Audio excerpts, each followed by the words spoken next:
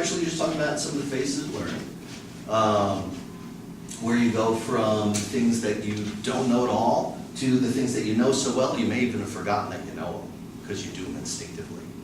And and very often the areas that you feel self-conscious about or you lack confidence in are just areas that you haven't internalized as well or you haven't explored as well. Does that make sense? Does that feel right? In a classroom, you're always going to be stuck in the conscious competence area. In fact, anything I give you guys, if it's just me talking and you guys thinking about it, or even just practicing it within the room, it's probably not going to get much further than conscious competence. If you take it out and you start to play with it and use it in different areas, that's when it becomes unconsciously competent, and that's when it really becomes ingrained, and that's when it really begins to get a shot at applying it. Even as long as you apply it, that's the important thing. You could say a very digital age, where everything is either a 1 or a 0, it's either on or it's off. It's either yes or it's no. You pass, you fail.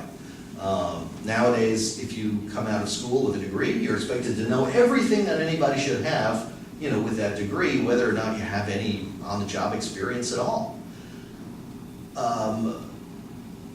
It's very convenient for a fast-paced culture, but in reality, we have much more of an analog kind of thing where it's not on or off. It's not a yes or a no situation, but it's a matter of degrees.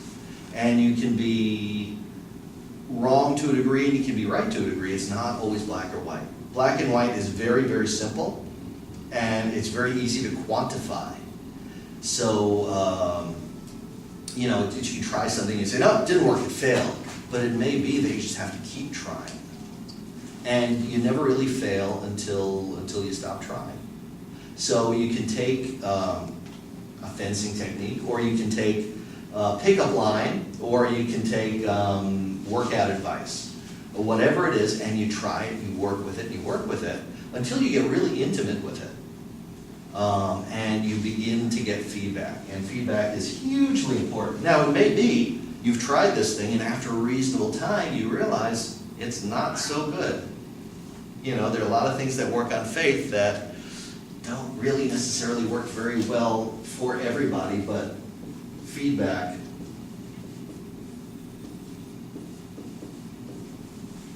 And I know I spelled that right. Feedback is huge.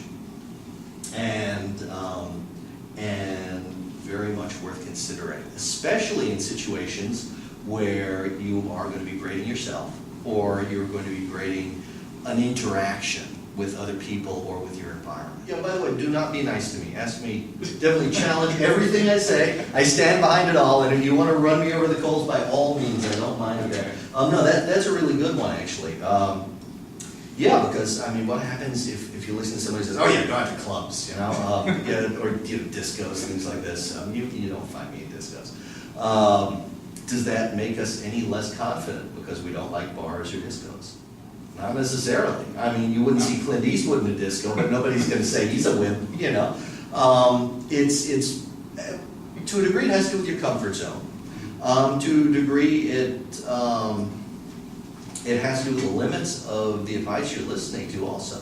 Because if the person you're listening to tells you, you can only be confident if you go out to bars and noisy places, and discos, it depends what your ultimate goal is. Ultimately, you're not going to a noisy bar or club for the sake of the club itself, or you'd be feeling comfortable there to begin with. If you love dancing, you're not going to have any trouble going to a disco. But if you're going there and you're feeling uncomfortable, chances are you're not there for the dancing. Now, if you're going to meet people and to network and broaden your horizons and get dates and things like that, you have to ask yourself, first off, are you going to meet the kind of people you want to meet in a bar or disco, other places? And you have to be careful not to let the limitations of the teacher or the advice you're listening to give you limitations. So, there's gallery openings, there's museums, there's concerts, there's the subway, things like that. Now, even in the most comfortable environment, if you're not comfortable talking to strangers, approaching people, you're still going to have to push your comfort level a little bit. Nothing is ever going to be so, say nothing. But generally, the things that you find challenging, even in the ideal situation, are never going to be so easy that you don't have to continue to challenge yourself a little bit, but that's a good thing. Because as long as you're challenging yourself a little bit, you're still building. It's like if you're doing a sport, you always want to push yourself a little farther because it makes you faster, makes you stronger. If you're a runner, you always want to push yourself to run just a little more because it increases your overall ability. If you're a weightlifter, you're always pushing to lift a little more weight because it makes you a little more massive. If it's social skills, you always want to push yourself a little out of your comfort level because it'll give you better skills for times when things may not be going as well as they are in advertising. So when we wanted to pitch something to a client, we gave them 3 choices.